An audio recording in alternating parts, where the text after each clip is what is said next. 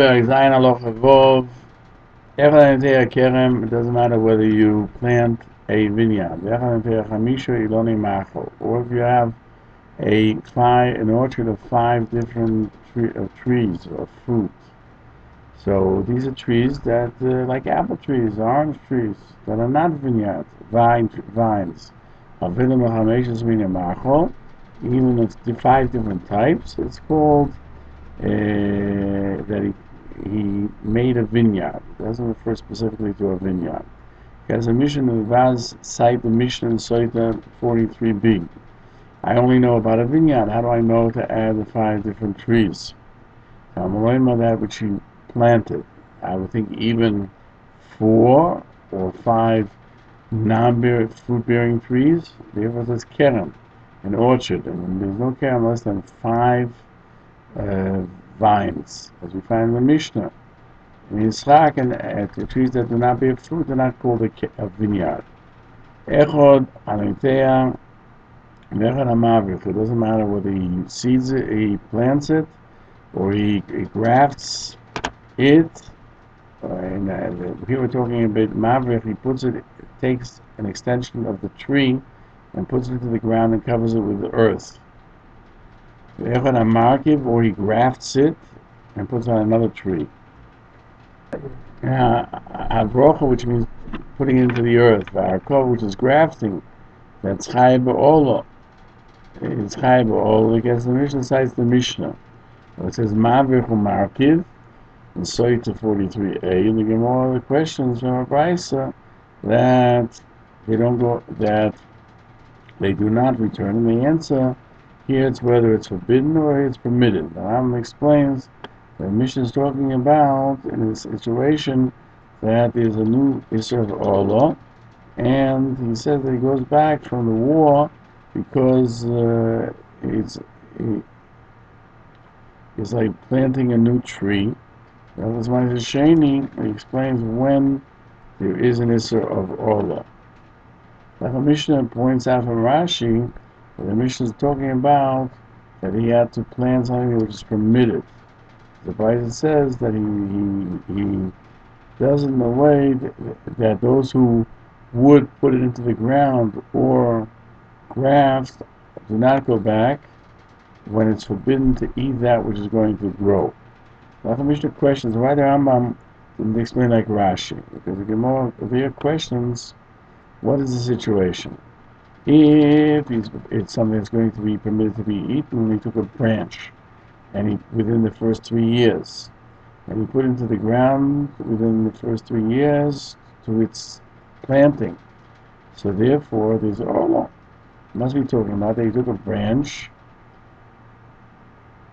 He planted trees to cut off their branches for beams, and not for fruit. Therefore, there's no olah. And by grafting another tree that is within 3 years of its original planting, it has olah. So it would seem that there is a way of taking after 3 years that even when you graft, there's an obligation of olah. And how does Rambam say that only if it's for forbidden grafting that it has olah, then it would be that only a forbidden grafting is obligated by olah, but not a permitted grafting. What's a permitted grafting? The Lechem Mishnah therefore explains the Rambam like Rashi. And the question is why on any type of grafting that you do by olah, he goes back from the war. On any grafting of forbiddenness, he doesn't go back from the war, such as if he grafts 2 different species, and which can be eaten. It's not forbidden, as we find in Hilchos Yesodei chapter 1, Halacha. And if that's the case, he's liable by olah. Still, it says in the Gemara that since it's a forbidden grafting, he does not go back from, even though it's a forbidden grafting, he doesn't go back from the war. And he says, Rabbi Yochanan explains in the end of the Brisa, like Rabbi Elazar ben Yaakov, it doesn't make a difference between a forbiddenness of a grafting of forbiddenness or grafting of permissibility. Only on planting he goes back, and not on grafting. And grafting, even of permissible, and the Mishnah is the opinion that it doesn't matter whether you're grafting or you're havrocha is when you place it in the ground, and arkova is when you graft. And even if you place it in the ground or you graft, even if it's a grafting of a business of klayim of two different species, he would go back from the war front, and Rambam therefore codifies the halacha like this answer, and therefore he did not clarify anything. And he writes it's obligated with our law to tell you that if he grafted a branch of a young tree on a tree that already has passed the years of Orlo, so in the Gemara that is not liable with Orlo, and this he does not go back from the war front. It doesn't matter if he purchases a vineyard. It doesn't matter if he inherited. It doesn't matter if he received it as a present. He goes back. This is accords with just like a house, where it doesn't mean he built a house. Where if he bought it or he received it inheritance, same applies to a vineyard. All of the above returned from the war. However, somebody who plants 4 types of fruit, or 4 types of fruit trees, which is not a orchard, or 5 types of trees that do not produce fruit, he does not go back. But Vaz cites a Bryce in Soita 43b. I only know a vineyard. How do I know any other type of fruit trees? But the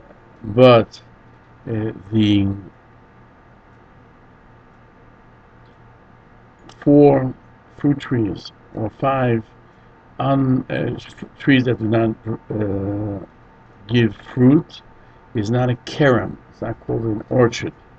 And therefore it says kerem, and they're not included. Rashi explains that the kerem is never less than 5 vineyards, 5 vines, and that's why it applies to 5 trees. It will be apple trees. Or your Godol kerem, or he stole the kerem, and he does not go back from the war.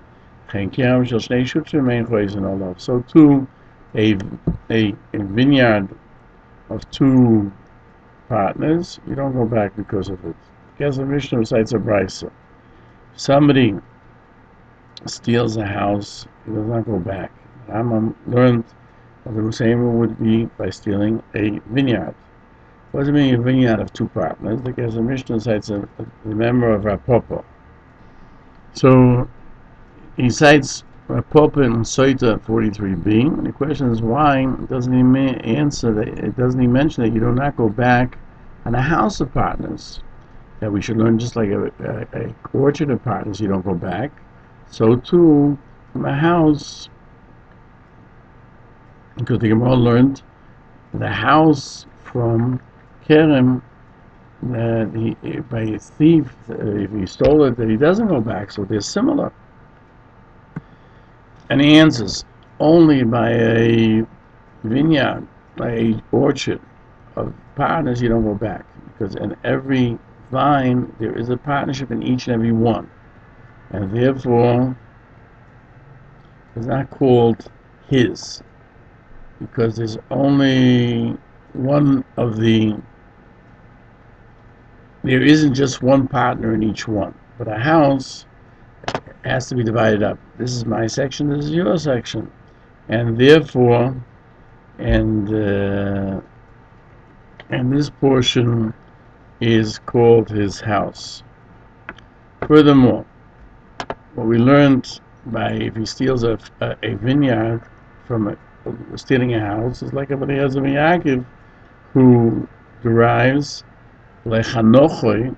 He didn't take the crops to this one and not to someone else, meaning prat legoyzel bayif. That the house he did not yet investiture, he didn't go in and use it.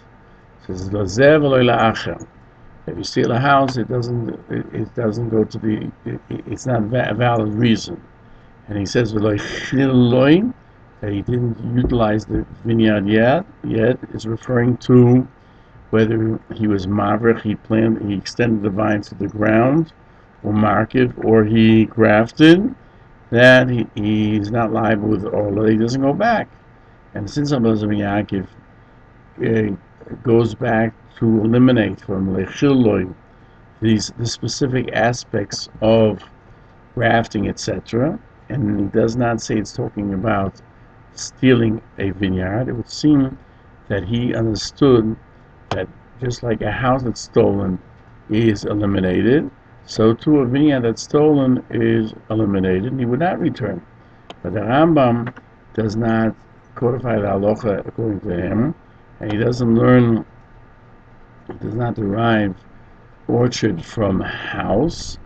Therefore, according to the course of Mishnah in the house of partners, the Rambam would be the opinion that he would go back, because each one has a portion of the house, and it's not called a house of shutfim. It's not the same as a vineyard, where there's a different law by vineyard. Question. On the second answer of the guest of Mishnah, how can you eliminate two things from Volechillu? It would seem you're deriving two things from it. One, that if it's stolen, he doesn't go back, and secondly, that if it's grafted or planted in the ground, extended into the ground, he doesn't go back when he's not liable for Orlo. And therefore the Lechem Mishnah says that how do you do that? Because from Leichanochoi you learned already about a house. Therefore, eliminating an orchard that's stolen is understood, and you don't need to do it from the posuk. And therefore, Yaakov uses Leichiloi regarding mavrich, which is putting it through the ground, a shoot, or markiv, or grafting. He concludes that maybe this is the intent of the Kesef Mishnah, but he didn't clarify it as much as necessary. The questions. According to both answers, the Kesef Mishnah would seem that the Rambam says that you would go back on a house that was partners, and not in a house that an orchard of partners. Yerushalmi in Sotah, chapter 8, Halacha 6, says if somebody died without children, and he had 5 brothers, and his wife has to become a levered wife, each of them is considered that he hasn't taken his wife yet. So he questions, it would seem that when there's in one house 5 brothers, they should all go back from the war. And he pushes this off, but that Yibum, levered marriage, is considered that each one had a portion in it, because each one can take the entire wife. Therefore they all go back. Out of a house of 5, no one can take all of it alone, therefore he doesn't go back from the war. So we see that levered marriage is different from a house of partners. But what's the difference between a vineyard or a house? They would seem to be the same as their partnerships. In a house of partners, he would not go back from the war, just like in an orchard that belonged to partners. Why the Rambam makes this distinction, he does not know.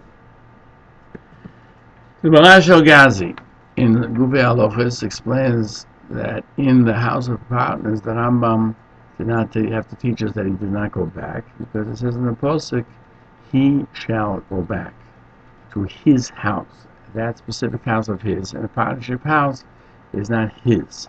Therefore, he doesn't go back. Not the way the Kesef Mishnah understood it, that the Rambam says he does go back.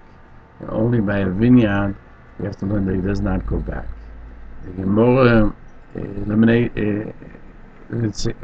it in the Gemara, because it doesn't say Karmoy, it doesn't say his vineyard, but rather Keren, rather his orchard. I would think that you should go back even on a vineyard of partners. Abdul Pardoin also says that since you don't go back for a vineyard, therefore you don't go back for a partnership house either. Hilchos HaKodesh and the Ephraim discussed this. If you can use an esrog that was morkiv, which probably would seem that if they have an orchard of an esrog that has been grafted, which is on a lemon tree, which would be a forbidden, would make the esrog invalid for sukkahs, whether that would be considered an orchard.